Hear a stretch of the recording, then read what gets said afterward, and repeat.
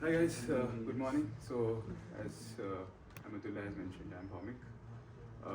I'll start with showing you my Twitter. So if you don't find me anywhere, you'll find me on Twitter. I, you know, I read books and I meet people on meetups. Yeah. So yeah, I also run a community on Twitter called DevUp. So there we talk about random stuff and everything. Let me start with the topic. So, I mean, in this talk, I'll mostly cover stuff related to AWS, I'll say. I have extensively worked with AWS, and I'll show you how exactly, you kind of, there are different ways to deal with AWS and how exactly you can host your React application. So, first of all, how many of you have worked with these languages? Yeah, I guess all of you, because I'm at a React meetup. So, yeah, I mean, I'll show you how exactly you can use these languages to kind of deploy your application without talking to AWS also. You can like automate everything end to end using TypeScript and JavaScript. So let's see. I mean, how exactly generally you do it by console. So if you do it in console, you create a S3 bucket. So S3 bucket is kind of a drive for the cloud, you can say. I mean, in terms of AWS, there you like store your static assets. Then you create your build for your application locally. You have a build folder. So this is applicable for actually all kind of front ends, not only about React. And then you upload it manually, and then you create policies. You have static deployment, and then you you have ACL and you configure everything. Now the problem with this is quite repetitive. You have manual processes. If I suppose want to deploy another application, I need to go through all these steps. If I forget everything, I will talk to ChatGPT. It will tell me 100 solutions. I'll try that. That will not work. Then, I'll throw my laptop. It might not. Like anything can happen, right? So, I mean, what are the other ways that we can talk with services in AWS? So, first is console that we just saw. Second is there's AWS CLI. With CLI, it is like in terminal you can basically write some commands that actually helps you to deploy things.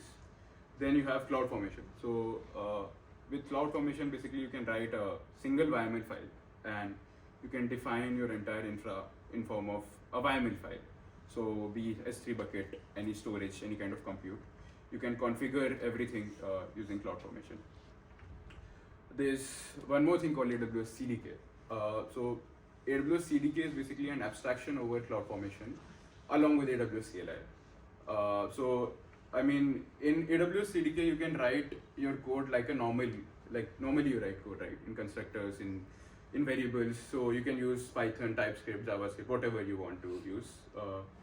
And it generates a CloudFormation template, and it has some other operations that you can do, which are automated under the hood that you do with AWS CLI. So I mean, I have a basic template of React code here.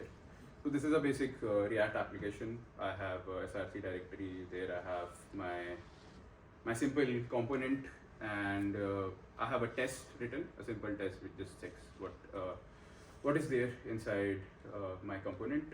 Now I have an infra folder here. So here is where my CDK code is there. So CDK is actually, you can say, I mean, here it is a TypeScript project inside. So it has its own package.json and its own dependencies. The entry point of the application in CDK is infra.ts in main folder. So here I have defined normal stack. The main thing is inside this. So I mean, I have just shown you like this is a CDK code which actually automates everything that we saw currently. So it's technically like I can say a 10-line code. So here I am creating S3 bucket. So I mean, with CDK, like if you do it with console, you also need to create and write those JSON policies. CDK also has that abstraction under the hood. So if I say public read access, and ACL, block ACL, so all those things are automatically configured. Something like this is not possible with CloudFormation. What it does is it actually takes your build folder from your local and pushes it to your AWS.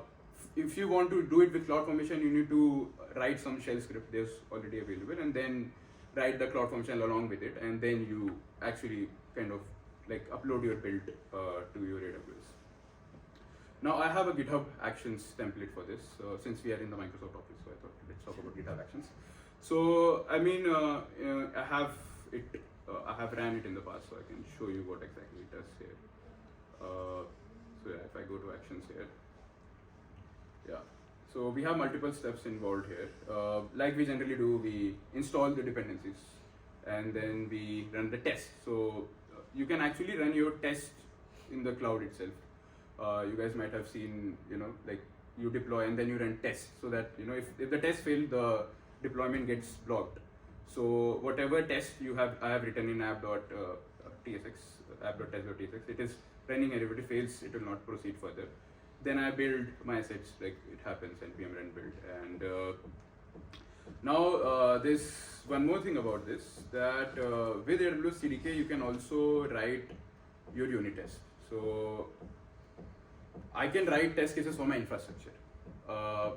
So what I have written a basic test. What it is basically doing is it is mocking the constructor that AWS gives to creating S3 buckets, and is comparing whether the constructor that I have, the stack that I have that is creating the configuration that I want.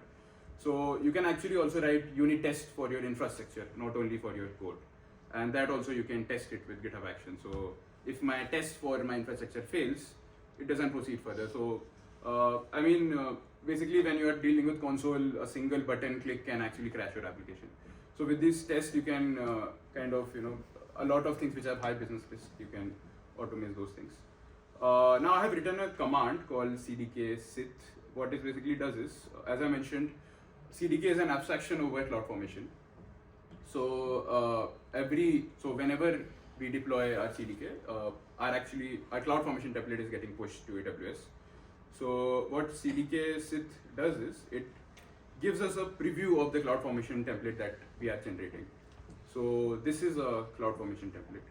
So yeah, I mean the code that you see here in this folder, which is actually this constructor and some 2 lines of code, this will translate to this long of a code in CloudFormation.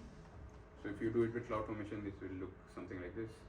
So it has S3 bucket, it has our policy. You have a bucket policy in AWS. Along with that, if you have IAM roles, sometimes your like services are connected to each other. Some Lambda needs access to a queue.